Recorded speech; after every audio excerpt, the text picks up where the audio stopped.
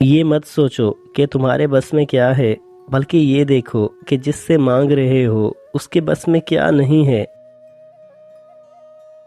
زندگی اس مرحلے پر آ پہنچی ہے جہاں دل وہی چاہتا ہے جو رب چاہتا ہے۔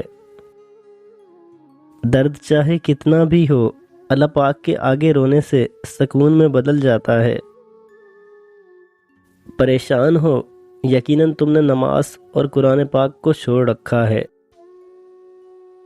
اخبار کی جھوٹی خبریں انسان خرید کر پڑھتا ہے، اور قرآن پاک کی سچی خبریں مفت میں بھی نہیں پڑھتا۔ میں ہر لڑکی کے سر پر دوپٹہ تو نہیں ڈال سکتا، نہ یہ میرے بس میں ہے، لیکن اپنی نظروں کو نیچے کر سکتا ہوں، یہ میرے بس میں ہے۔ اللہ پاک بہتر کرے گا، یہ وہ الفاظ ہیں جس سے انسان کی آدھی پریشانی دور ہو جاتی ہے۔ رب پر یقین ہونا چاہیے، منزل انسان کے قدموں کے نیچے ہوتی ہے۔ نکاح سے پہلے محبت چاہے زمزم سے دھلی ہو یا قرآنی آیات سے دم کی گئی ہو، گمراہی ہے، دھوکہ ہے، فریب ہے، بے حیائی ہے، حرام ہے اور بے سکونی ہے۔ یا اللہ پاک، اس مشقت کا شکریہ جو مجھے تیرے قریب کر دے۔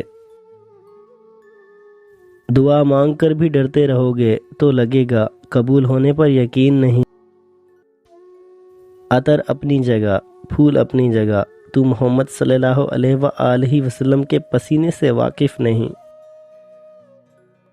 کسی کو معاف کرنے کے لیے اس کی روح نکلنے کا انتظار نہ کریں۔ نماز کا چھوٹ جانا دنیا کے ہر نقصان سے بڑا نقصان ہے۔ اللہ سے ہو کر جدا کیا تمہیں مل جائے گی لوگوں سے وفا؟ کہہ دو نا کہ قرآن پاک سے بہتر کوئی کتاب نہیں۔ وہ تو خفا ہو کر بھی ساتھ نہیں چھوڑتا، اللہ تعالیٰ کی ناراضگی بھی کتنی پیاری ہے نا۔ اور پھر اس جہان میں ایک ایسا وقت آئے گا جب ہمیں خاک ہوئے صدیاں بیت جائیں گی۔ وہی مرد نایاب ہوتے ہیں جو غصے میں بھی عورت سے بات کرنے میں تہذیب نہیں بھولتے۔ میں برا بھی کیوں کہوں کسی کو، کیا پتا اللہ کو مجھ سے زیادہ عزیز ہو وہ۔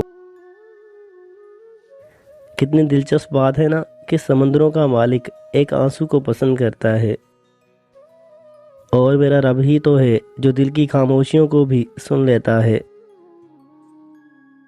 کسی شخص کی مدد کرنے کا سب سے آسان طریقہ یہ ہے کہ آپ اسے لفظوں کا تحفہ دیں، ایسے الفاظ کا تحفہ دیں جس سے اس کا حوصلہ بڑھے۔ اگر دنیا کے تمام مرد اندھے ہو جائیں تب بھی عورت کو پردے کا حکم ہے، اور اگر دنیا کی تمام عورتیں پردے میں ہوں تب بھی مرد کو نظر نیچے رکھنے کا حکم ہے۔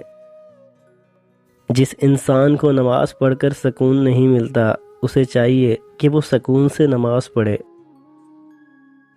میں نے اللہ پاک سے کہا، یا اللہ دیکھ لے، سب دل دکھا رہے ہیں میرا۔ پھر اللہ پاک ساری کھوئی ہوئی مسکراہٹیں واپس لے آتا ہے۔ سردیوں کی خوبصورتی یہ بھی ہے کہ ہمارے گھروں میں اذان کی آواز صاف سنائی دیتی ہے۔ جب ٹھوکریں کھا کر بھی نہ گرو تو سمجھ جاؤ کہ اللہ پاک نے تمہیں تھام لیا ہے۔ تہجد وہ وقت ہے جب اللہ اور بندے کے درمیان کوئی تیسرا نہیں ہوتا۔ مجھے اس وقت بہت شرمندگی ہوئی جب میرے رب نے مجھے پہلے ہی سجدے میں معاف کر دیا۔ میرا درد صرف میرا اللہ جانتا ہے، تم نے تو بس میری ہنسی دیکھی ہے۔